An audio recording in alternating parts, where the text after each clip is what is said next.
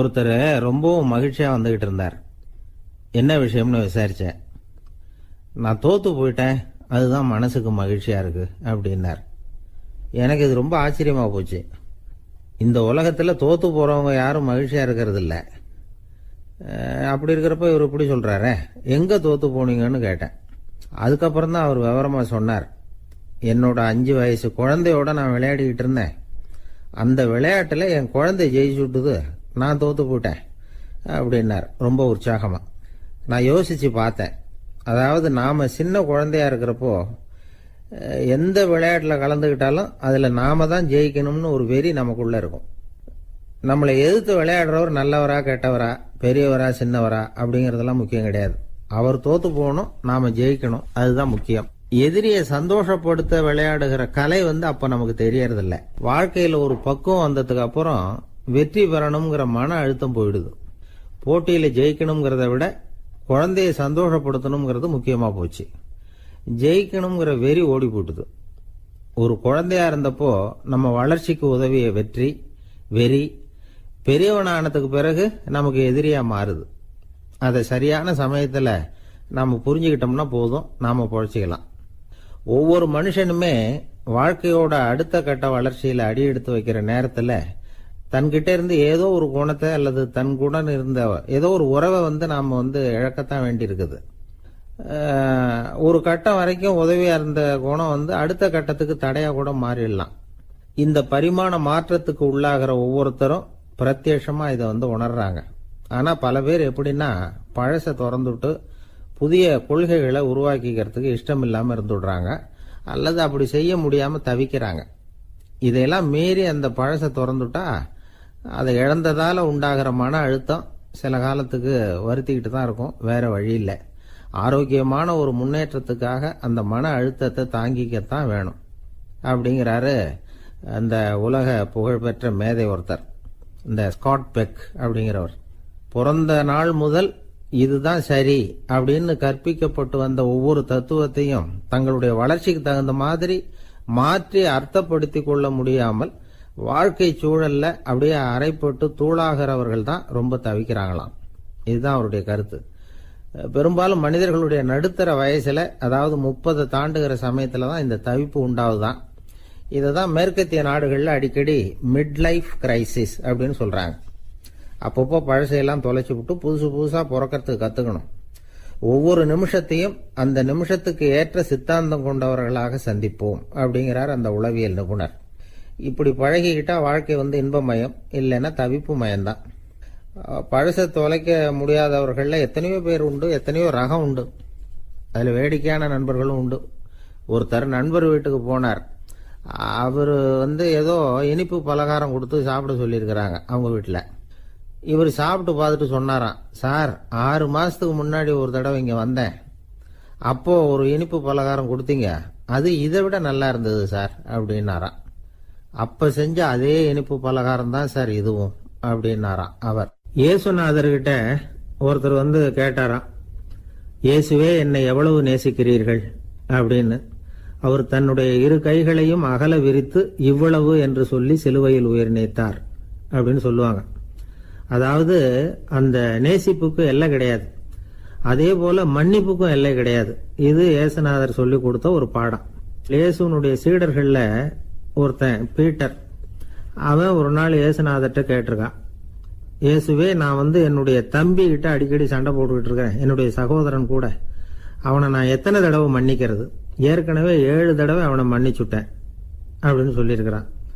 அப்போ இயேசு சொன்னாராம், மன்னிக்கிறதுக்கு எத்தனை தடவைங்கிற கணக்கெல்லாம் கிடையாது. எத்தனை தடவை உன்னுடைய சகோதரன் உன்னை கோபப்படுத்துகிறானோ அத்தனை தடவை நீ மன்னிக்கிறதுக்கும் தயாரா இருக்கணும், அதுதான் அப்படின்னு சொன்னாராம். அப்ப இவனுக்கு ஒன்னும் புரியல, இது என்ன அவன் தப்பு பண்ணிக்கிட்டே இருப்பான், நாம மன்னிச்சுக்கிட்டே இருக்கிறதா அப்படிங்கறது மாதிரி குழப்பமா இருந்திருக்கிறான். அப்போ இயேசுநாதர் தன்னுடைய சீடன் பீட்டர் கிட்ட ஒரு கதை சொன்னாராம். அந்த கதை இன்றைக்கு நாம எல்லாரும் சிந்தித்து பார்க்க வேண்டிய ஒரு கதை. அதாவது மன்னிப்பை விரும்புகிறவர்கள் மன்னிக்கவும் தயாராக இருக்க வேண்டும் அப்படிங்கிறது தான் அந்த கதையினுடைய தத்துவம். அந்த இயேசுநாதர் சொன்ன கதை என்னன்னா, ஒரு மன்னர் இருந்தார். அவர் ஒரு நாள் அரண்மனையில் உட்கார்ந்து கணக்கு வழக்குகள்லாம் பார்த்துக்கிட்டு இருந்தார். நம்ம அரண்மனையிலேருந்து யார் யார் அரசாங்க கடன் வாங்கியிருக்கிறாங்க, யார் யார் திருப்பி செலுத்தி இருக்கிறாங்க அப்படிங்கிற விவரத்தையெல்லாம் பார்த்துக்கிட்டு இருந்தார். அப்போதான் புரிஞ்சுது, அந்த அரண்மனையில் வேலை செய்கிற ஒருத்தனே அரசாங்க கடன் வாங்கியிருக்கிறான். எவ்வளவு? 10,000 பொற்காசுகள் வாங்கியிருக்கான் கடன். இந்த 10,000 பொற்காசுகளை திருப்பி செலுத்தலை அரசாங்கத்துக்கு. இது மன்னர் கவனத்துக்கு வந்தது. உடனே நம்ம அரண்மனையில் இருக்கிறவனே அரசு கடன் வாங்கி திருப்பி செலுத்தாமல் இருக்கான், அவனை கூப்பிட்டு வாங்கன்னு சொல்லி கூப்பிட்டுட்டு வந்தாங்களாம். விசாரிச்சிருக்கிறாங்க, என்னப்பா நீ எவ்வளவு ஒன்று? ஆமாங்க 10,000 பொற்காசுகள் வாங்கியிருக்கிறேன், இன்னும் திருப்பி கட்டலைன்றான். உடனே அவர் மன்னர் சொல்லியிருக்கிறார், நம்ம சட்டத்திட்டப்படி நீ உடனே பணத்தை திருப்பி கட்டிடு. அப்படி உன்னால கட்ட முடியலன்னா உன்னுடைய வீடு வாசல் சொத்து சுகம் எல்லாத்தையும் விற்று அந்த பணத்தை அரசு கருவூலத்தில் சேர்த்துக்கிறதுக்கு நானே ஏற்பாடு பண்ணிடுறேன் அப்படின்னு அந்த மன்னர் சொன்னாராம். இவன் அப்படியே அதிர்ச்சி ஆயிட்டான், அப்படியே பொத்துன்னு காலில் விழுந்தானா.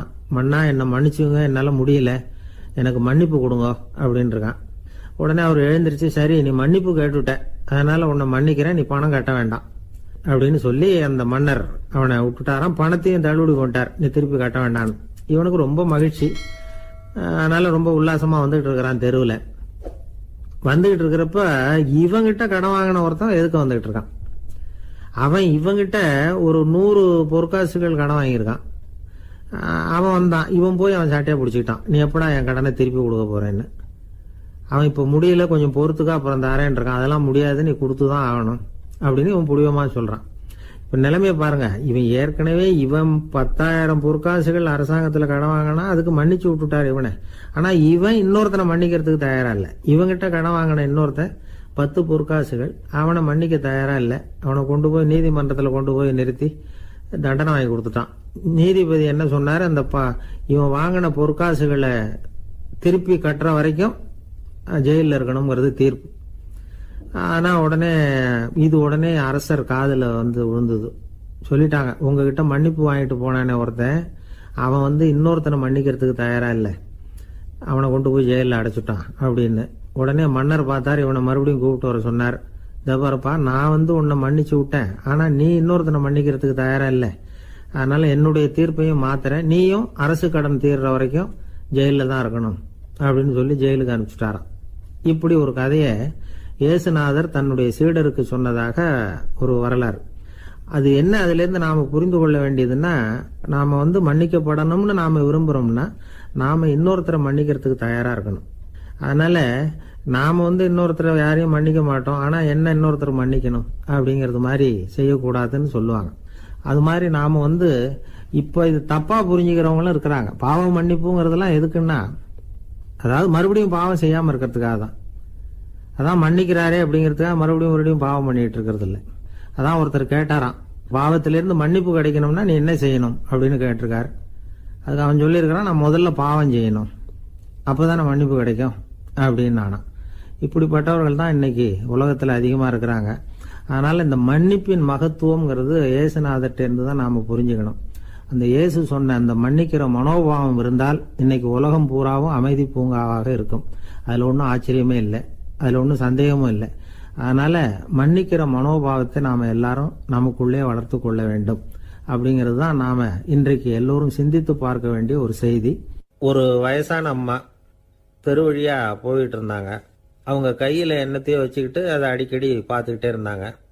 ஒருத்தன் மெதுவா அவங்க கிட்ட போய் கையில் இருக்கிறது என்ன அப்படின்னு எட்டி பார்த்தா அவங்க கையில 4 பல்லு இருந்துதான்.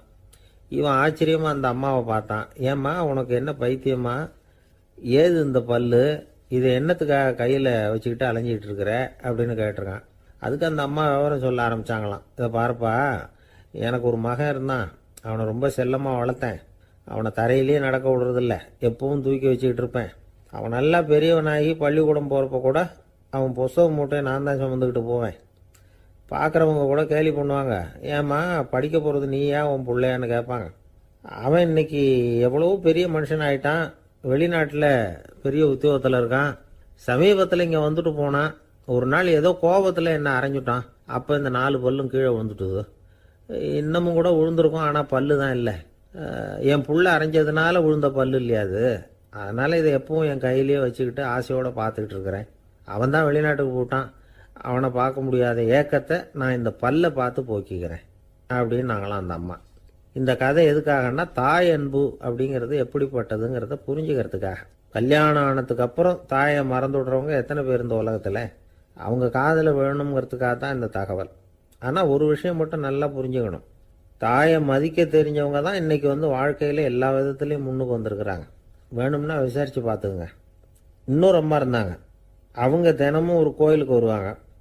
சாமியை பார்த்து, கடவுளே நான் இறந்து போனால் நரகத்துக்கு போகணும் அப்படின்னு வேண்டிக்குவாங்களாம். எல்லாரும் சொர்க்கத்துக்கு போகணும்னு தானே கடவுள்கிட்ட வேண்டிக்குவாங்க. இந்த அம்மா தினம் நான் நரகத்துக்கு போகணும் அப்படின்னு வேண்டிக்கிறாங்க. அங்கேருந்து அர்ச்சகருக்கு இது சந்தேகம். ஒரு நாள் அதை நேரடியாகவே அவங்கக்கிட்ட கேட்டுவிட்டார். அதுக்கு அந்த அம்மா பதில் சொன்னாங்களாம், ஐயா, எனக்கு கல்யாணம் ஆகி ரொம்ப நாள் வரைக்கும் குழந்தை பாக்கியம் இல்லாமல் இருந்தது. கோயில் குளம் எல்லாம் சுற்றி வந்தேன். ரொம்ப நாள் கழித்து ஒரு குழந்தை பிறந்தது, ஆண் குழந்தை. அவனை நான் ரொம்ப செல்லம் கொடுத்து வளர்த்தேன். அதோட விளைவு என்ன ஆச்சுன்னா, அவன் ரொம்ப மோசமாக ஆயிட்டான். கெட்ட பழக்க வழக்கம்லாம் கற்றுக்கிட்டான். அவன் இறந்து போனால் நிச்சயம் அவனுக்கு நரகம்தான் கிடைக்கும். அந்த அளவுக்கு கெட்டவன் அவன். அப்படிப்பட்ட காரியங்கள்லாம் பண்ணிகிட்ருக்கான், எனக்கு தெரியும். இவனுக்காக நரகத்தில் கூட யாரும் தயவு காட்ட மாட்டாங்க, தாட்சண்யம் காட்ட மாட்டாங்க. அதனால் இவனுக்கு முந்தி நான் இறந்து நரகத்துக்கு போயிட்டா அங்கே இவனை கவனிச்சிக்கலாமே, இவனுக்கு பணிவிடை செய்யலாமேன்னு பார்க்குறேன் அப்படின்னு நாங்களாம். அதனால தான் நான் நரகத்துக்கு போகணும்னு தினம் ஆண்டவனை வேண்டிகிட்டு இருக்கிறேன் அப்படின்னு கண்கலங்கி அந்த அம்மா சொன்னாங்களாம். அதுதான் தாய் உள்ளம்ங்கிறது. தாயின் பெருமையை சரியாக உணர்ந்துட்டா அவங்களுக்கு எப்பவும் எந்த கஷ்டமும் வராது. இது ஏதோ உபதேசத்துக்காக சொல்கிற வார்த்தை இல்லை, உண்மையான வார்த்தை. இந்த விவரத்தையெல்லாம் நண்பர் ஒருத்தர்கிட்ட சொல்லிகிட்டு இருந்தேன். அவர் கொஞ்ச நாள் கழித்து என்னை தேடி வந்தார். அவர் கையிலேயும் 4 பல்லு வச்சுருந்தார். என்னங்க ஆச்சு, ஏதுங்க இந்த பல்லு அப்படின்னு விசாரித்தோம். உங்கள் உபதேசத்தை கேட்டுவிட்டு இந்த உலகத்தில் எல்லாரையும் தாயாக நினைக்க ஆரம்பிச்சிட்டேன். ஒரு அம்மாவை கடத்தரில் பார்த்து தாயேன்னு கூப்பிட்டேன். அவங்க உடனே பலார்னு என்னை அரைஞ்சிட்டாங்க. பல்லு விழுந்துட்டுது. அதை தான் பொறுக்கி எடுத்துக்கிட்டு நேராக உங்களை தேடி வந்துக்கிட்டு இருக்கிறேன்னார். தாயேன்னு தானே கூப்பிட்டீங்க, அதுக்கு ஏன் அரைஞ்சாங்க அப்படின்னு கேட்டோம். நான் தாயேன்னு கூப்பிட்டது அவங்க காதில் நாயேன்னு விழுந்துட்டு தான், அதுதான் இப்படி ஆயிட்டுது அப்படின்னார். ஊருக்கு வெளியில் அமைதியான ஒரு இடம், அங்கே ஒரு ஆசிரமம், அங்கே ஒரு சாமியார். அவர் தினமும் நல்ல போதனைகள்லாம் செய்வார். பல பேர் போய் அங்கேயே சில நாள் தங்கி இருந்து அவர் சொல்கிற அறிவுரைகளை எல்லாம் கேட்டுக்கிட்டு வர்றது வழக்கம். ஒரு தடவை அவரை பார்த்துட்டு போகிறதுக்காக 3 வெளியூர் தம்பதிகள் வந்தாங்களாம். அந்த மடத்திலேயே சாப்பிட்டுக்கிட்டு தங்கி இருந்து அவங்களுடைய போதனைகளை கேட்டுக்கிட்டு போகணுங்கிறது அவங்க நோக்கம். காலையில் குளிச்சுட்டு பூஜையில் உட்காந்தார் அந்த சுவாமி. இவங்களும் குளிச்சுட்டு அந்த பூஜையை பார்க்கறதுக்காக அவர் முன்னாடி உட்காந்தாங்க. பூஜை ஆரம்பமாச்சு. சம்பிரதாயப்படி அது ரொம்ப நேரம் நடந்துக்கிட்டே இருக்குது. இவங்களுக்கு நல்ல பசி இருந்தாலும் இந்த நேரத்தில் அதை எப்படி வெளியில் காட்டிக்கிறது? பேசாமல் இருந்தாங்க. அந்த சுவாமி பூஜையை முடித்தார். அதுக்கப்புறம் பேச ஆரம்பித்தார். பேச்சு அருமையாக தான் இருந்தது, அமிர்தமாக தான் இருந்தது. இருந்தாலும் இவங்களுக்கு இருக்கிற வயிற்று பசி அது சரியாக கவனிக்க விடலை. அந்த சுவாமியே இதை கவனிச்சதா தெரியல. இவங்களுக்கு மனசுக்குள்ள ஒரு எண்ணம், உள்ள சாப்பாடு தயாராகிட்டு இருக்கும் போல இருக்கு. இந்த பேச்சு முடிஞ்சது நம்மளை உள்ளே அழைச்சிட்டு போய் சாப்பாடு போடுவாங்கன்னு நினைக்கிறோம் அப்படின்னு இவங்களாம் நினச்சிக்கிட்டாங்க. ஆனால் சுவாமி இதை பற்றி எதுவுமே பேசலை, கண்டுக்கலை. ஒரு அம்மாவால் அதுக்கு மேலே சும்மா இருக்க முடியுமா? முடியல. சாப்பாட்டை கவனிக்கலாமா அப்படின்னு சொல்லி மெதுவாக ஆரம்பித்தாங்க. ஓ, கவனிக்கலாமே அப்படின்னு உள்ளே அழைச்சிட்டு போனார் சுவாமி. இவங்க ரொம்ப அவசரமாக எழுந்திருச்சு உள்ளே ஓடினாங்க. அங்கே ஒரு மேஜை மேலே ஒரு கிண்ணம் மூடி இருந்தது. ஓ, இதுதான் சாப்பாட்டு மேஜை போல இருக்கு, இங்கே சாப்பாடு வந்துடும் அப்படின்னு நினச்சாங்க. உடனே போய் சுற்றி உட்காந்துக்கிட்டாங்க. சுவாமி அந்த கிண்ணத்தை எடுத்து அந்த அம்மா கிட்ட கொடுத்தார். அவங்க அதை வாங்கி மூடியை திறந்து பார்க்குறாங்க. உள்ளே ஒரு சாவி இருக்குது. ஓ, சரிதான், இது சமையலறை சாவி போல இருக்கு. அங்கே போய் அதை திறந்து சாப்பாட்டை நாமே எடுத்துக்கிட்டு இங்கே வச்சுக்கிட்டு சாப்பிடணும் போல இருக்கு அப்படின்னு நினச்சாங்க. சாவி இருக்கு இல்லையா, வாங்க பூட்டு நிறையா காட்டுறேன் அப்படின்னு சுவாமி அவங்கள அழைச்சிட்டு போனார், காட்டினார். இவங்க அந்த அறையை ரொம்ப ஆவலோடு திறந்தாங்க. உள்ளே பார்த்தா அங்கே அரிசி, பருப்பு, விதவிதமான காய்கறி எல்லாம் இருக்குது. சமையலுக்கு வேண்டிய மிளகாய், எண்ணெய், பால், தயிர், நெய் இப்படி எல்லாமே இருக்குது. அடுப்பு, விறகு, நெருப்பு போட்டி அது கூட அங்கே இருக்குது. சாப்பாடு தயாராக இருக்கும்னு நினச்சிக்கிட்டு போனால் இப்படி இருக்குதே அப்படின்னு சொல்லி அதை பார்த்ததும் ரொம்ப சோர்ந்து போட்டாங்க அவங்க. சுவாமி, என்ன இது சாப்பாடு இல்லையா அப்படின்னாங்க. அதுதான் சாப்பாட்டுக்கு வேண்டிய எல்லாம் இங்கே இருக்குதே. அடுப்பு மூட்டி நீங்கள் தான் அவங்கவுங்க ருசிக்கு தகுந்த மாதிரி சமைச்சிக்கணும். இந்த சன்னியாசிக்கு எப்படி சமைக்க தெரியும் அப்படின்னு கேட்டார் சுவாமி. சாப்பாடு தயாராக இருக்கும்னு நாங்கள் எதிர்பார்த்தோம் அப்படின்னாங்க. நீங்கள் இப்படி சொல்லுவீங்கன்னு நானும் எதிர்பார்த்தேன். இது வரைக்கும் நான் எவ்வளவோ தத்துவம்லாம் எடுத்து சொன்னேன்.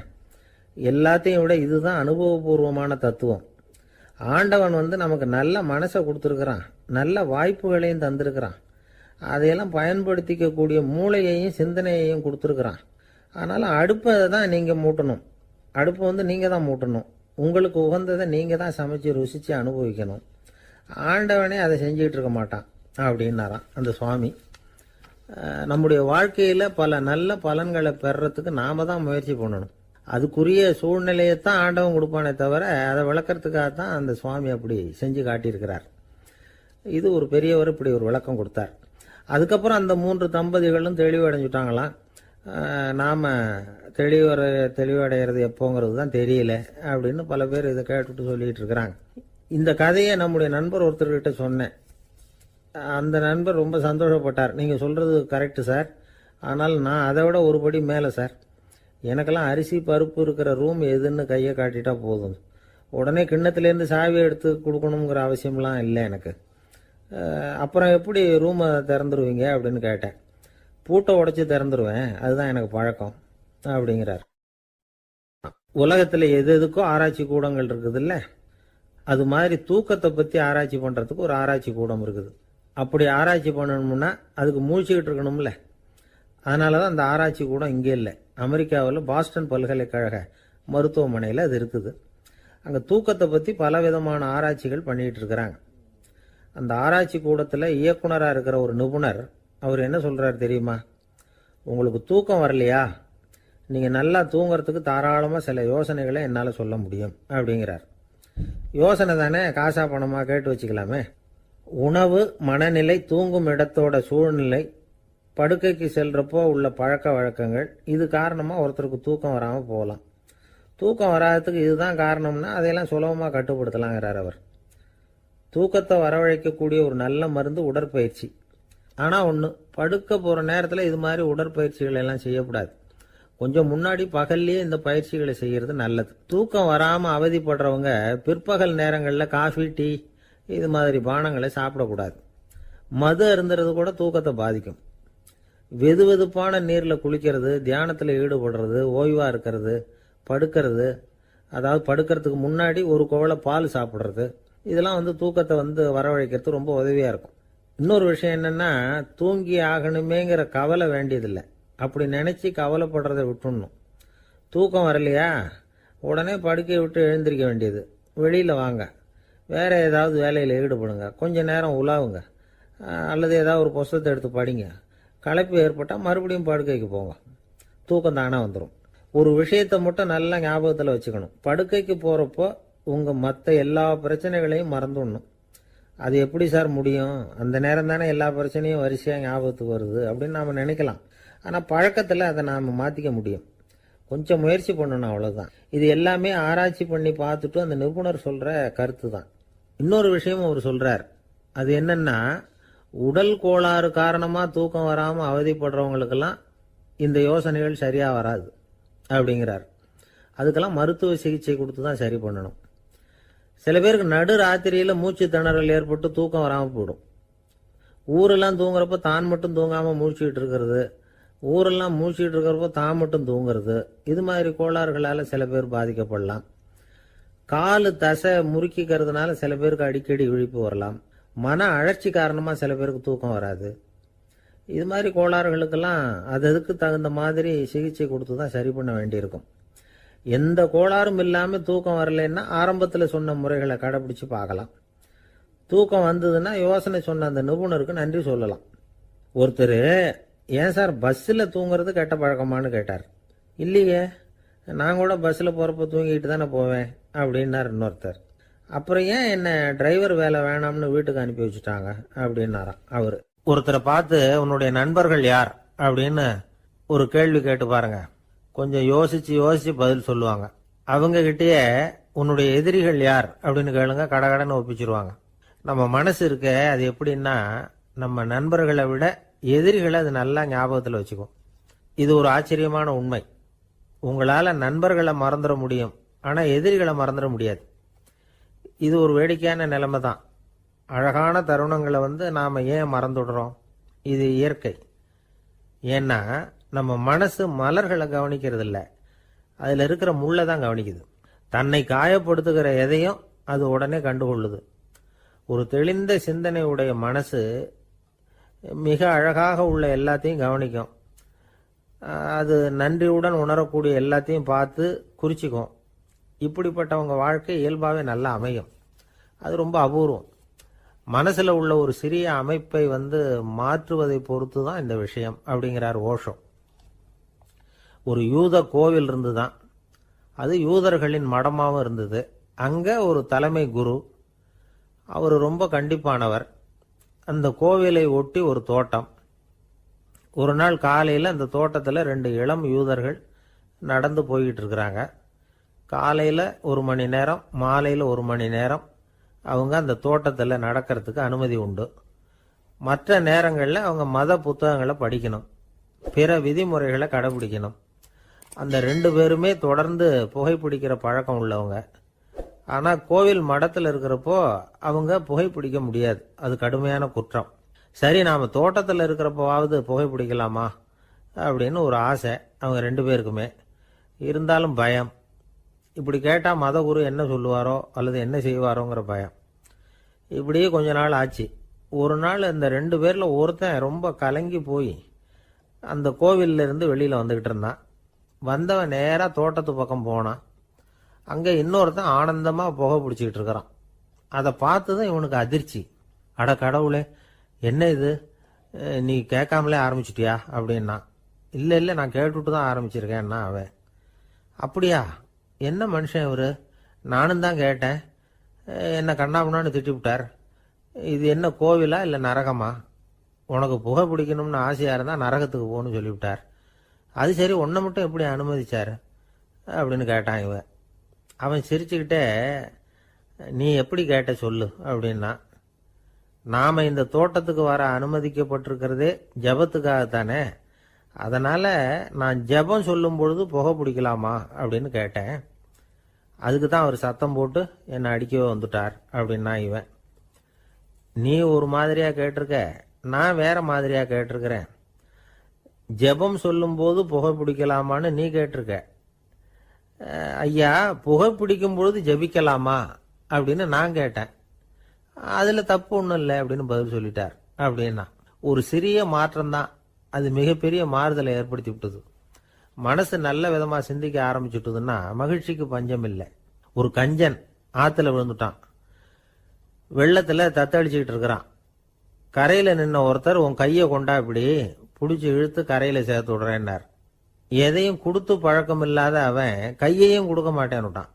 இவர் பார்த்தார், உன் கையை கொடுன்னு சொல்றதுக்கு பதிலாக நான் என் கையை கொடுக்குறேன் பிடிச்சிக்கோ அப்படின்னார். அவன் கப்புன்னு பிடிச்சிக்கிட்டான், இழுத்து கரையில் போட்டார். என்ன சார், உங்கள் பையன் என்ன செஞ்சுக்கிட்டு இருக்கிறான் இப்போ அப்படின்னு கேட்டார் ஒருத்தர்.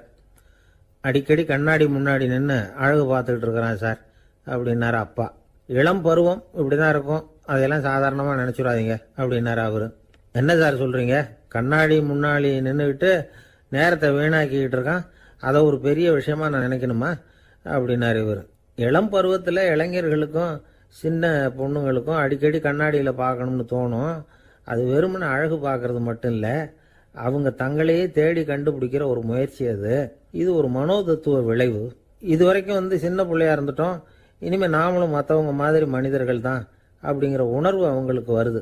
தங்களோட முகம் எப்படி இருக்குது, அழகு எப்படி இருக்கு, உடம்பு நேரம் எப்படி இருக்கு, முடி எப்படி இருக்கு அப்படிங்கறதையெல்லாம் கண்டுபிடிக்கிறாங்க. அதுக்கப்புறம் இன்னொரு ஆணோ பொண்ணோ தன்னை கவனிக்கணும் அப்படின்னு நினைக்கிறாங்க. இதெல்லாம் மனோதத்துவ உண்மைகள், இதெல்லாம் இயற்கை. இதை பார்த்துட்டு பெற்றவங்க பிள்ளைங்க கெட்டு போட்டாங்க அப்படின்னு நினைக்கக்கூடாது, அவங்கள திட்டிக்கிட்டே இருக்கக்கூடாது. இன்னைக்கு பல குடும்பங்கள்ல இதுதான் நடந்துகிட்டு இருக்குது. மனுஷ வாழ்க்கையிலேயே இப்படியும் இல்லாத அப்படியும் இல்லாத ஒரு பருவம் இளம் பருவம். 13லேருந்து 19 வயசுக்கு உட்பட்ட ஆண்கள் பெண்கள் இந்த வகையை சேர்ந்தவங்க, டீனேஜ் குரூப். இவங்களை சின்னவங்கன்னு நினைச்சிட முடியாது, பெரியவங்கன்னு நினைச்சிட முடியாது. இவங்க ரொம்ப சென்சிட்டிவ். சமூகம் நினைச்சா இவங்களை நல்லவங்களாகவும் ஆக்கலாம், கெட்டவங்களாகவும் ஆக்கலாம். கொஞ்சம் அக்கறை எடுத்துக்கிட்டா பெரிய பெரிய மேதைகளையும் விஞ்ஞானிகளையும் உருவாக்கலாம். ஆனால் நடக்கிறது என்ன தெரியுமா, அநேகமாக இவங்களை யாருமே சரியாக புரிஞ்சுக்கிறது இல்லை, இவங்களை சரியாக நடத்துறதும் இல்லை. இது வரைக்கும் நாம் சொல்கிறத கேட்டுக்கிட்டு இருந்தான், இப்பெல்லாம் அவன் இஷ்டத்துக்கு நடக்க ஆரம்பிச்சுட்டான் அப்படின்னு வருத்தப்படுற பெற்றோர்கள் அதிகம். இது வருத்தப்படுற விஷயம் இல்லை, சந்தோஷப்பட வேண்டிய விஷயம். உங்கள் புள்ள சொந்தமாக யோசிக்க ஆரம்பிக்கிறதும் நடந்துக்க ஆரம்பிக்கிறதும் ஒரு தப்பான விஷயமா? அவன் கடைசி வரைக்கும் உங்கள் பேச்சையே கேட்டுக்கிட்டு இருக்கணுங்கிறது என்ன நியாயம்? இன்னைக்கு இளைஞர்களை பெரியவங்க தப்பாக புரிஞ்சுக்கிட்டு தவறாக நடத்துறதுனால தான் அவங்களுக்கு வெறுப்பு, எரிச்சல், மனக்கசப்பு எல்லாம் உண்டாகுது. பெற்றவங்க சரியாக மதிக்கிறது இல்லை அப்படிங்கிற ஒரே காரணத்தினாலேயே வீணா போகிற பிள்ளைங்க இன்னைக்கு அதிகம். சரி, பெற்றவங்களுக்கு இன்னைக்கு என்னதான் புத்தி சொல்ல வர்றீங்க அப்படின்னு கேட்குறீங்களா? நாம எதையும் சொல்ல வரல, ஆனால் அது சம்பந்தமான சில நிபுணர்கள் சொல்லியிருக்கிறத உங்கள் காதில் போட்டு வைக்கலாம். அது என்னன்னா, பிள்ளைங்க கிட்ட அன்பு செலுத்துங்க.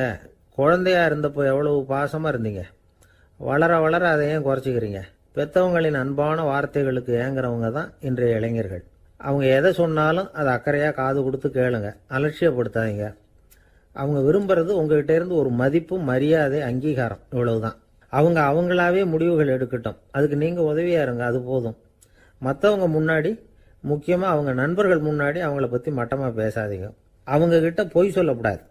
நீங்கள் சொன்னது பொய்ன்னு தெரிஞ்சு போச்சுன்னா உங்கள் பேரில் அவங்களுக்கு இருக்கிற மதிப்பு போயிடும், நம்பிக்கை போயிடும். அவங்களுக்கு முன்னாடி நீங்கள் சண்டை போடக்கூடாது. உங்கள் பிள்ளைய எப்பவும் இன்னொரு பிள்ளையோட ஒப்பிட்டு பேசுகிற வேலையே வேணாம். கூட பிறந்த மற்றவங்களோட கூட ஒப்பிடக்கூடாது. இப்படி செஞ்சால் அவன் உங்ககிட்டையும் பிரியமாக இருக்க மாட்டான், அவங்ககிட்டையும் பிரியமாக இருக்க மாட்டான். புள்ள எங்கே போகிறான், என்ன பண்ணுறான் அப்படின்னுலாம் துப்பறிஞ்சிக்கிட்டு இருக்கக்கூடாது. இளைஞர்கள் தனிமையை விரும்புகிறவங்க. அவங்கள பெட்டியில் வச்சு மூடி பாதுகாக்கணும்னு நினைக்கக்கூடாது. அவங்கள எப்படி பாதுகாக்கிறது அப்படிங்கிறது அவங்களுக்கே தெரியும். உங்கள் புள்ள எப்படி நடந்துக்கணும்னு நீங்கள் எதிர்பார்க்குறீங்களோ அது மாதிரி நீங்கள் நடந்து காட்டுங்க, அது போதும். ஒரு வீட்டில் அப்பாவும் அம்மாவும் பேசிகிட்டு இருக்கிறாங்க. என்னங்க, நம்ம பொண்ணு பெரியவளாயிட்டா, அடிக்கடி கண்ணாடி முன்னாடி போய் நின்றுக்கிட்டு இருக்கிறா, சீக்கிரமாக ஒரு பையனை பார்த்து கல்யாணத்தை முடிக்காமல் இப்படி மசன்னு கல் மாதிரி உட்காந்துருக்குறீங்களே அப்படின்னு சத்தம் போட்டாங்க. அந்த அம்மா, அவசரப்படாத, பார்க்கறதுக்கு கண்ணுக்கு அழகா லட்சணமா புத்திசாலியா ஒரு பையன் கிடைக்க வேணாமா, அதுதான் பார்த்துக்கிட்டு இருக்கிறேன் அப்படின்னாரு அப்பா. இதுக்கு அந்த அம்மா சொல்றாங்க, எங்க அப்பா இப்படியெல்லாம் நினைச்சுக்கிட்டு இருந்திருந்தா எனக்கு கல்யாணமே ஆயிருக்காது தெரியுமா அப்படின்னாங்களாம். 1816 வருஷம் செப்டம்பர் மாதம் 11ஆம் தேதி பிரான்ஸ் தேசத்தில் உள்ள ஒரு மருத்துவமனை. அங்கே ஒரு இளம் டாக்டர் கொஞ்ச நாளைக்கு முன்னாடி தான் அந்த ஆஸ்பத்திரியில் புதுசாக வேலைக்கு சேர்ந்துருக்கிறார். அவர் பேர் ரெனே லெனக். அவர் அன்னைக்கு காலையில் அந்த மருத்துவமனையில் அப்படியே ரவுண்ட்ஸ் வந்துக்கிட்டு இருக்கிறார். வார்டில் ஒரு படுக்கையில் ஒரு இளம் பெண் படுத்திருக்கிறா. அந்த பொண்ணுக்கு இருதய நோயாக இருக்கலாம்ங்கிறது மற்ற டாக்டர்கள் சந்தேகம். அந்த காலத்துல எல்லாம் ஒருத்தருடைய இருதய துடிப்பை தெரிஞ்சுக்கணும்னா நோயாளியின் மார்பில் டாக்டர் காதை வச்சு பார்த்து தான் தெரிஞ்சுக்கிறது வழக்கம்.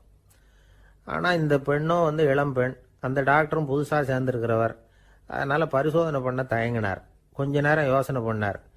திடீர்னு ஒரு ஞாபகம் வந்தது அவருக்கு. அதாவது அன்னைக்கு விடியற் காலையில் தோட்டத்தில் அப்படி வாக்கிங் போயிட்டு இருந்தப்போ சின்ன பசங்கள்லாம் ஒரு மரக்கட்டையை வச்சு விளையாடிட்டு இருந்தாங்களாம். அதை இவர் பார்த்துருக்கிறார்.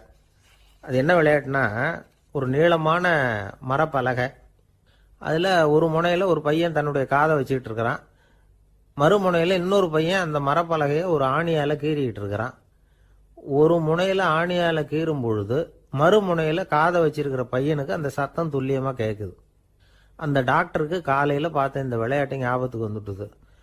உடனே என்ன பண்ணார் தெரியுமா? ஒரு நீளமான காகிதத்தை எடுத்தார். அதை அப்படியே உருளை மாதிரி உருட்டினார்.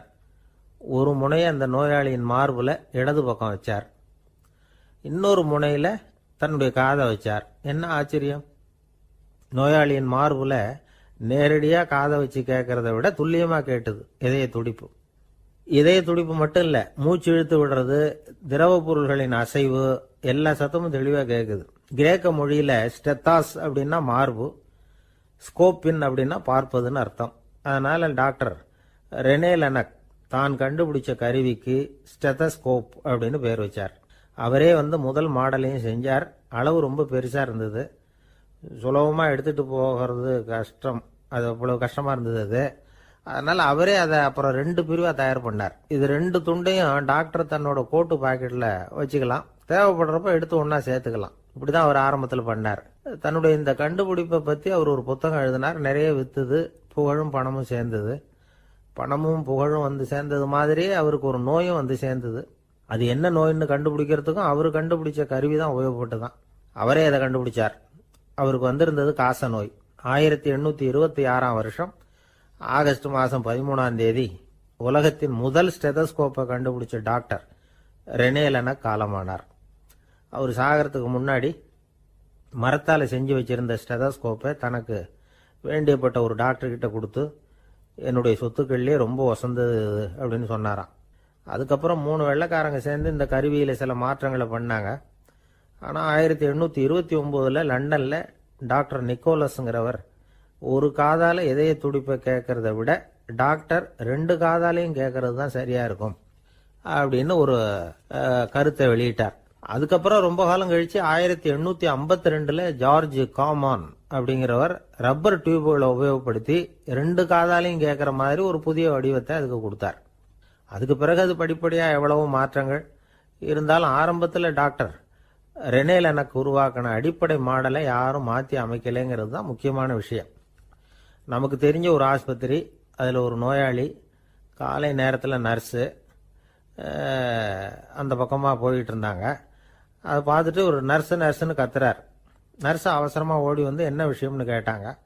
சிஸ்டர், இங்கே பாருங்க, உங்கள் டாக்டரை என் நெஞ்சில் ஒரு காதை வச்சு கேட்டுக்கிட்டு இருக்கிறார் அப்படின்னார் நோயாளி. சிஸ்டர் பதட்டப்படாம, அதனால என்ன, இந்த டாக்டர் பழமையான விஷயங்கள்ல ரொம்ப நம்பிக்கை உள்ளவர், அதனால ஸ்டெதாஸ்கோப்பை உபயோகப்படுத்தாம காதை வச்சு கேட்கிறார், அது ஒன்றும் தப்பு இல்லை அப்படின்னாங்களாம்.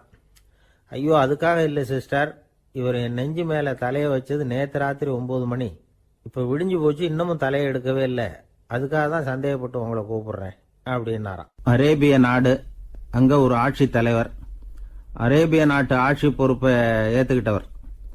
அவர் ஆட்சி பொறுப்பை ஏத்துக்கிட்ட பிறகு ஒரு நாள் ஒரு தெருவில் நடந்து போய்கிட்டு இருந்தார். அவர் தோளில் ஒரு பெரிய துணி மூட்டை, அதை சுமந்துக்கிட்டு கடத்தெருவை நோக்கி அவர் போய்கிட்டு இருக்கிறார். வழியில் அவரை சந்திச்சார் உமர். அவர் கேட்டார், கலீஃபா அவர்களே, எங்க புறப்பட்டுட்டீங்க அப்படின்னு கேட்டார். கலீஃபான்னா ஆட்சி தலைவர்னு அர்த்தம். இதுக்கு அவர் சொன்னார், நான் துணி வணிகம் செய்யறவன், அதனால துணி வியாபாரம் செய்யறதுக்காக போயிட்டு இருக்கிறேன்னார். நீங்க இப்போ இந்த நாட்டுக்கு ஆட்சி தலைவர், ஆட்சி பொறுப்புல இருக்கிறீங்க, நீங்க வியாபாரம் செய்ய போட்டா அரசு பணிகளை செய்யறது யாரு அப்படின்னு கேட்டார் அவர். நான் அரசு பணிகளை மட்டுமே செஞ்சுக்கிட்டு இருந்தா என் குடும்பத்தை காப்பாத்துறது யாரு அப்படின்னு கேட்டார் அவர். இப்படி கேட்டவர் யார் தெரியுமா? அவர் தான் அபூபக்கர், இறை தூதர் முகமது அவர்களுக்கு பிறகு கலீஃபாவாக தேர்ந்தெடுக்கப்பட்டவர். அப்போலாம் ஆட்சி தலைவர்களுக்கு சம்பளம்னு எதுவும் கிடையாது. இந்த பிரச்சனையை எப்படி தீர்க்கிறதுன்னு யோசனை பண்ணார் உமர். அபு உபைதா அவர்கள்கிட்ட அழைச்சிட்டு போனார். அவர் யாருன்னா, அவர் தான் பொது நிதி கருவூலத்தின் பொறுப்பாளர். அவர்கிட்ட பிரச்சனையை சொன்னார். இது மாதிரி ஆட்சி தலைவருக்கு பொது நிதியிலிருந்து ஊதியம் அளிக்க முடியுமான்னு கேட்டார். பொது நிதி விதிகளின்படி அதுக்கு சாத்தியம் இல்லைன்னு சொல்லிவிட்டாரு அவரு. சரி, வேற ஏதாவது வழி இருக்குதான்னு கேட்டார் உமர். அபு உபைதா கொஞ்சம் யோசனை பண்ணி பார்த்தார். அப்புறமா சொன்னார், மக்காவிலிருந்து மதீனாவுக்கு குடிபெயர்ந்து வந்த அகதிகளுக்கு நிதி உதவி அளிக்கிறதுக்கு விதிகள்ல இடம் இருக்கு. அப்படி பார்த்தா அபூபக்கரும் அகதி தானே, அதனால எல்லா அகதிகளுக்கும் கொடுக்கறது மாதிரியே அவருக்கும் ஒரு தொகை அளிக்கலாம்னார். கலீஃபா அபூபக்கருக்கு இந்த அகதி உதவி தொகையைத்தான் கொடுத்துட்டு வந்தாங்களாம். குடும்ப செலவுக்கு அது போதுமானதா இல்ல. இருந்தாலும் கலீஃபாங்கிறதுக்காக மற்ற அகதிகளை விட அதிகமா தொகையை பெற அவர் விரும்பல. மார்பு பக்கம் கிழிஞ்சிருந்த ஒரு மேலாடையை தான் அவர் அணிஞ்சிருந்தார். அவருடைய துணைவியார் அஸ்மா, அவங்க ஒரு நாள் தேன் அருந்த ஆசையா இருக்குன்னாங்களாம். நமக்கு கிடைக்கிற ஊதியம் குடும்ப செலவுக்கே போதுமானதா இல்லையே, இந்த நிலையில தேன் வாங்கறதுக்கு காசுக்கு நான் எங்க போவேன் இருக்காரு அவரு. கொஞ்ச நாள் கழிச்சு அவங்க ஒரு தொகையை அவர்கிட்ட கொடுத்து தேன் வாங்கிட்டு வர சொன்னாங்களாம். இவருக்கு ஆச்சரியம், ஏது இந்த பணம்னு கேட்டிருக்காரு. நீங்க தினமும் குடும்ப செலவுக்காக கொடுத்துக்கிட்டு வந்த பணத்துல கொஞ்சம் கொஞ்சமா மிச்சப்படுத்தி வச்சேன்னாங்களாம். அபூபக்கர் அந்த பணத்தை எடுத்துக்கிட்டு நேரா பொது நிதி கருவூல பொறுப்பாளர்கிட்ட போனார். இந்த பணத்தை பொது நிதியில சேர்த்துருங்க, இது அதிகப்படியா எனக்கு தரப்பட்டு வந்த ஊதியம், அடுத்த மாசத்துல இருந்து இந்த தொகையை குறைச்சிங்கன்னு வேற சொல்லிவிட்டாராம். பசியை தணிக்க தேவையான அளவு உணவு, ஒரு ஜோடி உடை, இதை தவிர கூடுதலா மக்கள் பொது நிதியிலிருந்து வாங்கிக்கிறதுக்கு என் குடும்பத்தாருக்கு உரிமை இல்லை அப்படின்னு சொல்லி கண்டிப்பா சொல்லிவிட்டாராம். அவர் வாங்கிட்டு வந்த இந்த குறைந்த ஊதியம் கூட அவர் மனசை உறுத்திக்கிட்டே இருந்தது. கடைசி நேரம் அவர் தம்முடைய மகள் ஆயிஷா அவர்களை அழைச்சார். மகளே, இதுவரைக்கும் பொது நிதியிலிருந்து நான் வாங்கிட்டு வந்த தொகை என்னுடைய இதயத்துல பாரமா அழுத்திக்கிட்டு இருக்கு, என் தோட்டத்தை விற்று அதில் வர்ற பணத்திலிருந்து நான் இது வரைக்கும் வாங்கிட்டு வந்த ஊதிய தொகையை கணக்கு போட்டு பொது நிதியில் சேர்த்து விடு அப்படின்னாராம். பதவி ஏற்கிறதுக்கு முன்னாடி தன்கிட்ட இருந்ததை விட இப்போ கூடுதலாக என்ன சொத்து இருக்குன்னு பார்த்துருக்கார். ஒரு ஒட்டகம், ஒரு கோப்பை, ஒரு பணியாள். இதையும் அடுத்தபடியா கலீஃபாவா வர்றவர்கிட்ட ஒப்படைச்சிருங்க அப்படின்னு விட்டாராம்.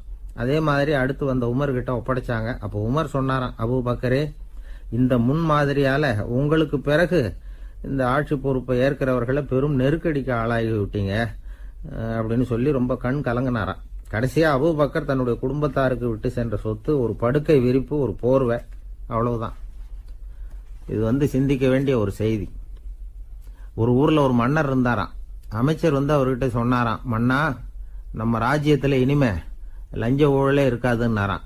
ஆஹா, அப்படின்னா ஊழல் பேர் வழிகளை எல்லாம் நாடு கடத்தியாச்சா அப்படின்னு கேட்டிருக்காரு மன்னர். இதுக்கு அவரு, அப்படி இல்லைங்க, இனிமே கொடுக்கறதுக்கு ஜனங்கள் கிட்ட பணமே இல்லை அப்படின்னாராம். இந்த உலகத்துல எல்லாருக்கும் மகிழ்ச்சி தரக்கூடிய ஒரு பொருள் எது? இது ஒரு முக்கியமான கேள்வி. இந்த கேள்விக்கு பொருத்தமான ஒரு பதிலை உங்களால சொல்ல முடியுமா? அதாவது கொஞ்சம் யோசிச்சு பார்த்தா பணம்னு சொல்லலாமா? இப்போ கையில் காசு இல்லாதவங்ககிட்ட ஒரு 10 ரூபாய் கொடுத்தா அது அவனுக்கு சந்தோஷத்தை கொடுக்கும். ஏற்கனவே வருமான வரி பிரச்சனையில் சிக்கி இருக்கிறவர்கிட்ட இன்னும் கொஞ்சம் பணம் இருந்தாங்கன்னு சொல்லி கொடுத்தோம்னா அது அவருக்கு சங்கடத்தை தான் கொடுக்கும். அதனால அந்த கேள்விக்கு பணம்ங்கிறது பொருத்தமான பதிலாக இருக்க முடியாது. கேள்வி என்னன்னா, இந்த உலகத்தில் எல்லாருக்கும் மகிழ்ச்சி தரக்கூடிய ஒரு பொருள் எது? சரி, இனிப்புன்னு சொல்லலாமா? ஏன்னா எல்லாருக்கும் இனிக்க தானே செய்யும். அதுலேயும் ஒரு சிக்கல் இருக்கு. சக்கரை வியாதிக்காரங்களுக்கு அது என்ன சந்தோஷத்தையா கொடுக்கும்? ஆக எல்லாருக்கும் வேறுபாடு எதுவும் இல்லாமல் மகிழ்ச்சியை கொடுக்கக்கூடியது வேற ஏதோ ஒன்று இருக்கு. அது என்னன்னு கண்டுபிடிக்கணும். அதுதான் இன்னைக்கு தகவல். இப்போ அதை கண்டுபிடிக்கணும்னா இந்த கதையை கேட்கணும். அது என்ன கதைன்னா, ஒரு ஊரில் ஒரு ராஜா இருந்தார். அவருக்கும் இதே சந்தேகம் வந்துட்டுது. அதாவது எல்லாருக்கும் இன்பம் தரக்கூடிய பொருள் எது அப்படின்னு. இதுக்கு பதில் தெரிஞ்சுக்கிறதுக்கு ஆசைப்பட்டார். சரி, அதுக்கு என்ன செய்யலாம்னு யோசனை பண்ணார். நாட்டு மக்களுக்கு பகிரங்கமாக ஒரு அறிவிப்பு கொடுத்தார். நம்ம நாட்டு மக்கள் இன்பம் தரக்கூடிய பொருள் எதுன்னு நினைக்கிறாங்களோ அதை கொண்டுகிட்டு அரண்மனையில் உள்ள கண்காட்சி மண்டபத்தில் வைக்கலாம். அப்படி அவங்க வைக்கிற பொருள்களில் எது எல்லாருக்கும் இன்பம் தரக்கூடியதாக இருக்குமோ அதை வச்சவருக்கு 1000 பொற்காசுகள் பரிசு அப்படின்னு அறிவிப்பு கொடுத்துட்டார். ஜனங்கள் இந்த அறிவிப்பை கேட்டாங்க. அதுக்கப்புறம் சும்மா இருப்பாங்களா? 1000 பொற்காசுன்னா சும்மாவா? அவங்க கையில் என்னென்ன கிடைச்சதோ அதையெல்லாம் கொண்டாந்து அரண்மனை காட்சி மண்டபத்தில் வச்சுட்டாங்க. அதுக்கப்புறமா ராஜா அங்கே வந்தார். ஒவ்வொன்றா பார்த்துக்கிட்டே வந்தார். முதல்ல ஒரு குயில் இருந்தது, இனிமையாக பாடக்கூடிய குயில். இந்த குயிலோட இன்னிசை எல்லாருக்கும் இன்பம் தரக்கூடியது தான். இருந்தாலும் காது கேட்காதவங்களுக்கு இந்த இசை எப்படி இன்பம் தர முடியும்? அதனால இது சரியில்லைன்னு விட்டார். அடுத்தபடியாக போனார். அங்கே என்ன வச்சிருக்கிறாங்கன்னு பார்த்தா ஒரு அழகான மயில் அங்கே தோகை விரித்து ஆடிக்கிட்டு இருக்குது. இந்த மயிலோட ஆட்டம் மனசுக்கு இன்பம் தரக்கூடியது தான். இருந்தாலும் பார்வை இல்லாதவங்க இந்த ஆட்டத்தை பார்த்து ரசிக்க முடியுமா? முடியாது. அதனால இதுவும் சரியில்லை அப்படின்னு சொல்லிவிட்டார். அதுக்கு அடுத்தபடியாக போனார். பல வகையான இனிப்பு பண்டங்களை வச்சுருந்தாங்க. பார்த்தார், வயசானவங்களுக்கும் நோயாளிகளுக்கும் இது இன்பம் தராது, துன்பம் தான் கொடுக்கும் அப்படின்னார். இப்படி ஒவ்வொன்றா பார்த்துக்கிட்டே போகிறார். அழகான மலர்கள், கனிகள், ஓவியங்கள் எதுவுமே பொருத்தமாக தெரியல. சகல பேருக்கும் இன்பம் தரக்கூடிய வகையில் எதுவும் இல்லை. கடைசியாக வந்தார். அங்கே ஒரு களிமண் பொம்மை இருந்தது. அது என்ன பொம்மை தெரியுமா? பசியால் வாடி இருக்கிற ஒருத்தருக்கு ஒரு அம்மா இனிமையாக பேசிக்கிட்டு சோறு போடுறது மாதிரி அந்த பொம்மையை செஞ்சுருந்தாங்க. அதுக்கு கீழே அன்பு அப்படின்னு எழுதியிருந்துதான். ராஜா பளிச்சுன்னு ஒரு முடிவுக்கு வந்தார். அந்த பொம்மையை செஞ்ச சிற்பியை வரவழைச்சார், பரிசு கொடுத்தார். அன்பு ஒன்று தான் எல்லாருக்கும் இன்பம் அளிக்கக்கூடிய பொருள். காது கேட்காதவங்களும் அதை கேட்க முடியும், பார்வை இல்லாதவங்களும் அதை பார்க்க முடியும், குழந்தைகளும் அதை உணர முடியும் அப்படின்னு அதுக்கு விளக்கம் கொடுத்தார் அந்த மன்னர். இந்த உலகத்தில் எல்லாருக்கும் மகிழ்ச்சி தரக்கூடிய ஒரு பொருள் அன்பு தான். அதை புரிஞ்சுக்கிட்டு தான் சில கணவன்மார்கள் மனைவி பேரில் ரொம்ப அன்பை காட்டிக்கிறது வழக்கம். ஒரு வீட்டு வாசப்படி பக்கமாக மழைக்கு ஒதுங்கினார் ஒருத்தர். மழை தூரிக்கிட்டு இருந்தது, இருட்டு நேரம். அந்த வீட்டில் இருந்தவர், இன்னைக்கு ராத்திரி வேணும்னா இங்கேயே தங்கிட்டு காலையில் போங்க அப்படின்னார். உடனே இவர் சொன்னார், ரொம்ப நன்றிங்க, ஒரு 10 நிமிஷத்தில் இதை வந்துடுறேன் அப்படின்னு சொல்லிவிட்டு எங்கேயோ ஓடினார். 10 நிமிஷம் கழித்து திரும்பி வந்தார். ஆமாம், எங்கே போயிட்டு வந்தீங்கன்னு கேட்டார் வீட்டில் இருந்தவர். நேராக எங்கள் வீட்டுக்கு போய் மனைவி கிட்ட இன்னைக்கு ராத்திரி இங்கேயே தங்கிக்கிறேன்னு சொல்லிவிட்டு வந்துட்டேன் அப்படின்னார் அவர். அன்புல இது ஒரு ரகம். ஆசைப்படுறதுல தப்பு இல்லை, ஆனால் அந்த ஆசை தேவைக்கு தகுந்த மாதிரி இருக்கணும். தேவைக்கு மீறிய ஆசைகள் இருக்கு பாருங்க, அது தேவையில்லை. இந்த கருத்தை வலியுறுத்தது மாதிரி ஒரு கதை உண்டு. தேவேந்திரனுக்கு திடீர்னு வீடு கட்டணும்னு ஒரு ஆசை வந்துதான். வீடுன்னா நாம கட்டுற மாதிரி இல்லை. தேவேந்திரன் வீடுன்னா சும்மாவா, ஒரு பிரம்மாண்டமான அரண்மனை கட்டணும். அது மாதிரி இந்த 3 லோகத்திலேயும் ஒரு அரண்மனை கிடையாது அப்படின்னு எல்லாரும் சொல்லணும். இது அவனோட ஆசை. உடனே தேவ தச்சரான விஸ்வகர்மாவை கூப்பிட்டான், உத்தரவு போட்டான். விஸ்வகர்மா தன்னுடைய உதவியாளர்களை எல்லாம் கூப்பிட்டு ஒன்னா சேர்த்துக்கிட்டார். படாத பாடுபட்டு ஒரு பெரிய அரண்மனையை கட்டி முடிச்சார். கட்டி முடிக்க 1000 வருஷம் ஆச்சு. தேவேந்திரன் வந்து பார்க்குறான். அவனுக்கு திருப்தி ஏற்படலை. என்னுடைய அந்தஸ்துக்கு இது ரொம்ப சாதாரணமான கட்டிடம், இதை விட இன்னும் பெருசாக கட்டு அப்படின்னா. தேவ தச்சர் திணறி போயிட்டார். அவரால் அதுக்கு மேலே எதுவும் செய்ய முடியல.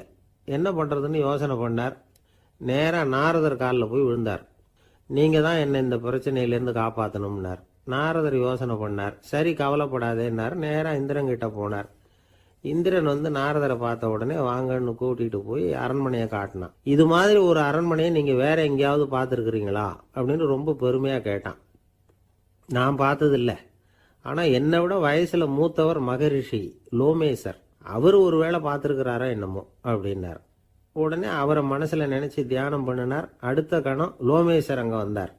இடையில ஒரு சின்ன துண்டு, கையில் ஒரு கமண்டலம், தலையில் ஒரு பாய், அவ்வளவுதான் அவர்கிட்ட இருந்தது. எதுக்காக தலையில் எந்த பாய் அப்படின்னு கேட்டான் இந்திரன். என்ன மாதிரி அற்ப ஆயுள் உள்ள ஒரு ஜீவன் தனியாக வீடு கட்டிக்கிட்டு திண்டாடணுமா? இந்த பாய் தான் ஒரு வீடு மாதிரி எனக்கு நிழல் கொடுக்குது அப்படின்னார் அவர். என்னது, உங்களுக்கு வந்து அவ்வளவு கொஞ்சமான ஆயுளா அப்படின்னு ஆச்சரியத்தோடு கேட்டான் இந்திரன். ஆமாம், இதை பாரு, என்னுடைய மார்பில் ஒரு பொற்காசு அளவுக்கு ரோமம் உதிர்ந்துட்டுது. எப்போ என் உடம்புல உள்ள எல்லா ரோமமும் உதிர்ந்துருமோ அப்போ என்னுடைய ஆயுள் முடியும் அப்படின்னார். எப்போ அந்த ரோமங்கள் பூரா உதிரும்னு கேட்டான் இவன். ஒரு பிரம்மா மறைஞ்சதும் ஒரு ரோமம் உதிரும். என் உடம்புல உள்ள ரோமங்களின் எண்ணிக்கை எவ்வளவோ அவ்வளவு பிரம்மாக்கள் தோன்றி அவங்க ஆயுள் முடியும் பொழுது என் உடம்புல உள்ள ரோமங்கள் பூரா உதிரும் அப்படின்னார். அப்படின்னா ஒரு பிரம்மாவோட ஆயுள் எவ்வளவு காலம்னு கேட்டான். ஒரு பிரம்மாவுக்கு 100 தேவ வருஷம். ஒவ்வொரு தேவ வருஷத்துக்கும் 365 தேவ நாள். ஒவ்வொரு தேவ நாள்லையும் ஒன்ன மாதிரி 14 இந்திரர்கள் தோன்றி மறைகிறாங்க அப்படின்னு மகரிஷி லோமேசர் சொல்றார். இதை கேட்டதும் இந்திரன் ஆடி போயிட்டான். அவ்வளவு ஆயுள் உள்ள இவரே அற்ப ஆயுள்னு சொல்றார். நான் என்னுடைய ஆயுளை பெருசா நினைச்சுக்கிட்டு பிரம்மாண்டமான அரண்மனை கட்டணும்னு ஆசைப்படுறேனே அப்படின்னு நினைச்சான். எனக்கு வீடு கட்டின வரைக்கும் போதும்னு விட்டான். அதனால நாமெல்லாம் நம்முடைய தேவைக்கு தகுந்த மாதிரி ஆசைப்படுறது தான் நியாயம். ஆனால் அப்படியே நடந்துக்கிறோம். மனுஷன் வந்து கடவுளையே ஏமாத்தி காசு வாங்குறதுக்குள்ள ஆசைப்படுறான். ஒரு தீக்குச்சி தீப்பெட்டியை பார்த்து கேட்டுதான், நாம 2 பேரும் தானே உரசிக்கிறோம், ஆனா நான் மட்டும் தீ பிடிச்சி எரிஞ்சு போறேன், நீ அப்படியே இருக்கிறிய அப்படின்னு தான். அதுக்கு தீப்பெட்டி சொல்லி இருக்குது, உனக்கு தலையில கணம் இருக்கு அதனால அழிஞ்சு போற அப்படின்னு தான். எப்படி இருக்கு பாருங்க இந்த பதில். தலையில கணம் உள்ளவங்க யாருமே சரியா இருக்க முடியாது. எவ்வளவு பெரியவங்களா இருந்தாலும் சரி,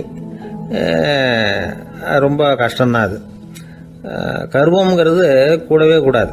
இதை விளக்கறதுக்கு மகான் ஒருத்தர் ஒரு சம்பவத்தை சொல்றார். அர்ஜுனன் வந்து தீர்த்த யாத்திரை பண்ணானா. அப்போ தென்னிந்தியாவுக்கு வந்திருக்கிறான். ராமேஸ்வரத்துக்கு போனப்போ அங்க இலங்கைக்கு கல்லுலாம் அடுக்கி போடப்பட்டிருந்த பாலத்தை பார்த்தானா. ஒரு சின்ன குரங்கு அதுக்கு பக்கத்துல விளையாடிட்டு இருந்திருக்கு. அதை பார்த்துட்டு அர்ஜுனன் சிரிச்சிருக்கான். ஏன் சிரிக்கிறேன்னு கேட்டிருக்கு அந்த குரங்கு. ராமன் மிகச்சிறந்த வில் வீரன். அப்படி இருக்கிறப்போ அவன் வந்து இலங்கைக்கு அம்புகளாலேயே ஒரு பாலம் கட்டியிருக்கலாம்.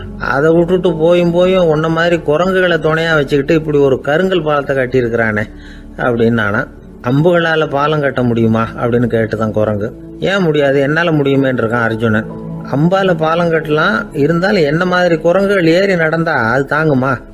அதனாலதான் ராமர் வந்து கருங்கல் பாலமே கட்டினார் அப்படின்றது குரங்கு சொல்லிச்சான். அப்படியே சொல்ற, நான் வேணும்னா இப்ப அம்புகளாலேயே ஒரு பாலத்தை கட்டுறேன், நீ அது மேல ஏறி நடந்து பார்.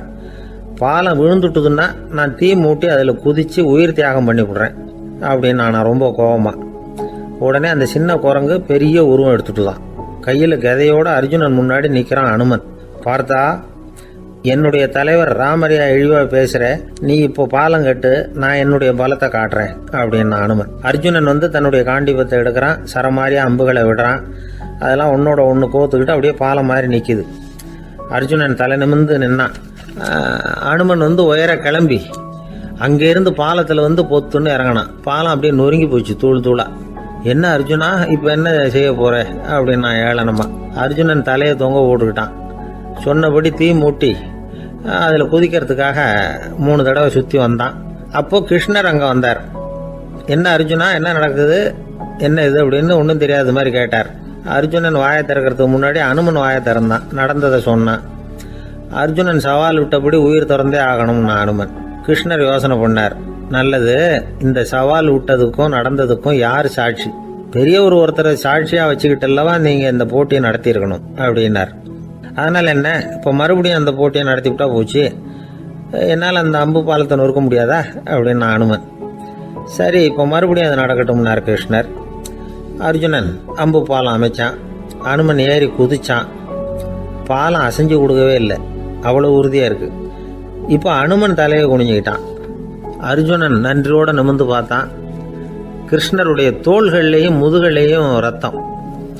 என்ன சுவாமி, என்ன நடந்ததுன்னு நான் பதறி போய், உன் அம்பு பாலத்தை நான் தான் முட்டு கொடுத்து தாங்கிட்டு இருந்தேன். அனுமன் குதிச்சப்போ என் மேலே ஏற்பட்ட காயங்கள் இவை. பின்ன உன்னுடைய அம்பு பாலத்தினாலேயா பாலம் நின்னுதுன்னு நினைக்கிற அப்படின்னாரான். முதல்ல அர்ஜுனன், அப்புறம் அனுமன் 2 பேருக்குமே கர்வ பங்கம் ஆயிட்டு தான். அதாவது அவங்க கிட்ட இருந்த கர்வம் போயிட்டுது. யாரா இருந்தாலும் கர்வம் கூடாதுங்கிறத இதுல இருந்து நாம புரிஞ்சுக்கணும். இந்த காலத்துல நாமெல்லாம் எந்த விஷயத்துக்கெல்லாம் கர்வப்பட்டுக்கிட்டு இருக்கோம் தெரியுமா? 2 பெண்கள் தங்களுடைய கணவன்மார்களை பத்தி ரொம்ப பெருமையா பேசிக்கிட்டாங்களாம்.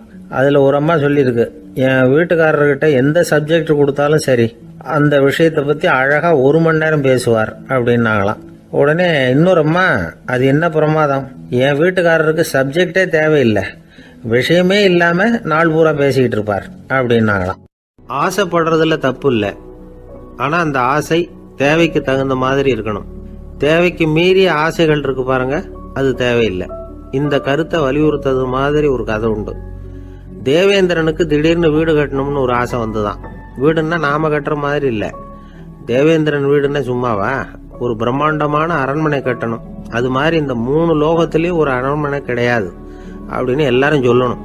இது அவனோட ஆசை. உடனே தேவ தச்சரான விஸ்வகர்மாவை கூப்பிட்டான், உத்தரவு போட்டான். விஸ்வகர்மா தன்னுடைய உதவியாளர்களை எல்லாம் கூப்பிட்டு ஒன்னா சேர்த்துக்கிட்டார். படாத பாடுபட்டு ஒரு பெரிய அரண்மனையை கட்டி முடிச்சார். கட்டி முடிக்க 1000 வருஷம் ஆச்சு. தேவேந்திரன் பார்க்கறான். அவனுக்கு திருப்தி ஏற்படல. என்னுடைய அந்தஸ்துக்கு இது ரொம்ப சாதாரணமான கட்டிடம், இதை விட இன்னும் பெருசா கட்டு அப்படின்னா. தேவ தச்சர் திணறி போயிட்டார். அவரால் அதுக்கு மேல எதுவும் செய்ய முடியல.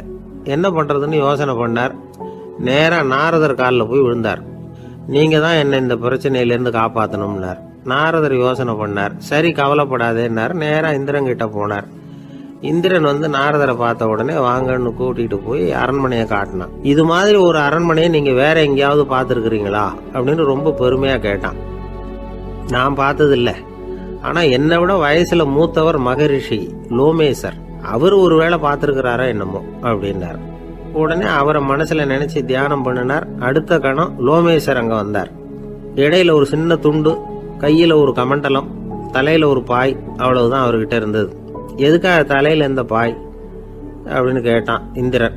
என்ன மாதிரி அற்ப ஆயுள் உள்ள ஒரு ஜீவன் தனியா வீடு கட்டிக்கிட்டு திண்டாடணுமா? இந்த பாய் தான் ஒரு வீடு மாதிரி எனக்கு நிழல் கொடுக்குது அப்படின்னார் அவர். என்னது, உங்களுக்கு அவ்வளவு கொஞ்சமான ஆயுளா அப்படின்னு ஆச்சரியத்தோட கேட்டான் இந்திரன். ஆமா, இதை பாரு, என்னுடைய மார்புல ஒரு பொற்காசு அளவுக்கு ரோமம் உதிர்ந்துட்டுது. எப்ப என் உடம்புல உள்ள எல்லா ரோமமும் உதிர்ந்துருமோ அப்ப என்னுடைய ஆயுள் முடியும் அப்படின்னார். எப்ப அந்த ரோமங்கள் பூரா உதிரும்னு கேட்டான் இவன். ஒரு பிரம்மா மறைஞ்சதும் ஒரு ரோமம் உதிரும். என் உடம்புல உள்ள ரோமங்களின் எண்ணிக்கை எவ்வளவோ அவ்வளவு பிரம்மாக்கள் தோன்றி அவங்க ஆயுள் முடியும் பொழுது என் உடம்புல உள்ள ரோமங்கள் பூரா உதிரும் அப்படின்னார். அப்படின்னா ஒரு பிரம்மாவோட ஆயுள் எவ்வளவு காலம்னு கேட்டான். ஒரு பிரம்மாவுக்கு 100 தேவ வருஷம். ஒவ்வொரு தேவ வருஷத்துக்கும் 365 தேவ நாள். ஒவ்வொரு தேவ நாள்லயும் ஒன்ன மாதிரி 14 இந்திரர்கள் தோன்றி மறைகிறாங்க அப்படின்னு மகரிஷி லோமேசர் சொல்றார். இதை கேட்டதும் இந்திரன் ஆடி போட்டான். அவ்வளவு ஆயுள் உள்ள இவரே அற்ப ஆயுள்னு சொல்றார். நான் என்னுடைய ஆயுளை பெருசா நினைச்சுக்கிட்டு பிரம்மாண்டமான அரண்மனை கட்டணும்னு ஆசைப்படுறேனே அப்படின்னு நினைச்சான். எனக்கு வீடு கட்டின வரைக்கும் போதும்னு விட்டான். அதனால நாமெல்லாம் நம்முடைய தேவைக்கு தகுந்த மாதிரி ஆசைப்படுறது தான் நியாயம். ஆனா அப்படியே நடந்துக்கிறோம். மனுஷன் கடவுளையே ஏமாத்தி காசி வாங்கறதுக்குள்ள ஆசைப்படுறான். ஒருத்தன் கடவுளை நினைச்சு தவம் இருந்தான். கடவுள் நேரில் வந்தார். தேவலோகத்துல ரூபாய்க்கெல்லாம் என்ன மதிப்புன்னு கேட்டான். அங்கெல்லாம் ரூபாய்ங்கிறது உங்க பணத்துல 1 கோடி ரூபாய்க்கு சமம். அதாவது தேவலோகத்துல 1 ரூபான்னா இங்க 1 கோடி ரூபா. அது மாதிரி எங்களுக்கு ஒரு நாள்ங்கிறது உங்க கணக்குல 1 கோடி வருஷத்துக்கு சமம் அப்படின்னாரு கடவுள். அப்படின்னா எனக்கு நீங்க அதிகமா எதுவும் தர வேணாம், உங்க கணக்குப்படி ஒரே 1 ரூபா கொடுங்க, அது போதும்னா இவன் ரொம்ப சாமர்த்தியமா. கடவுள் யோசனை பண்ணார். அது ஒன்றும் கஷ்டம் இல்லை, 1 ரூபா தானே கேட்கற கொடுத்துட்றேன். ஆனா இப்போ வரும்பொழுது நான் எடுத்துக்கிட்டு வரல, எங்க கணக்குப்படியே 1 நாள் பொறுத்துக்க பணத்தோட வந்துடுறேன் அப்படின்னு சொல்லிவிட்டு பறந்து போயிட்டார்.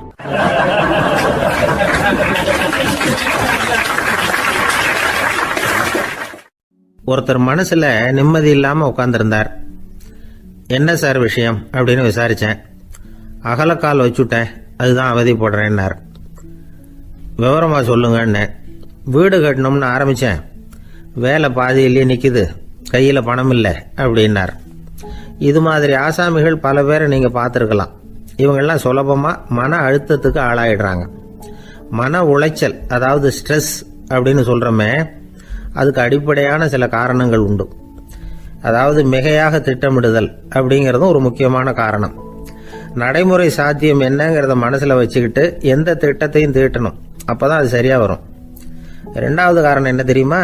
ஒரே நேரத்தில் பல்வேறு செயல்களில் ஈடுபடுறது.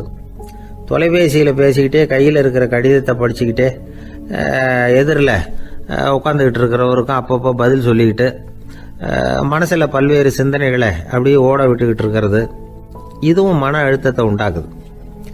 3வது காரணம், எதிலேயும் வெற்றி மட்டும் எதிர்பார்க்கிற ஒருதலைப்பட்சமான ஆர்வம். நாம தொட்டதெல்லாம் வெற்றியாவே முடியணும் அப்படின்னு எதிர்பார்க்கிறவங்க ஏதாவது ஒண்ணுல தோல்வியை கண்டா தோண்டு போயிடுறாங்க. எப்படியும் முடியலாம்ங்கிற எண்ணம் ஏற்கனவே நமக்குள்ள இருந்துட்டுதுன்னா அந்த அவஸ்தை வராது.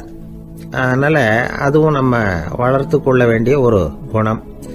மன உளைச்சல் ஏற்படுறதுக்கு இன்னொரு காரணம், எதையும் வேகமா செஞ்சுடணும் அப்படிங்கிற துடிப்பு. அந்த துடிப்பே மனசை அழுத்த ஆரம்பிச்சிடும்.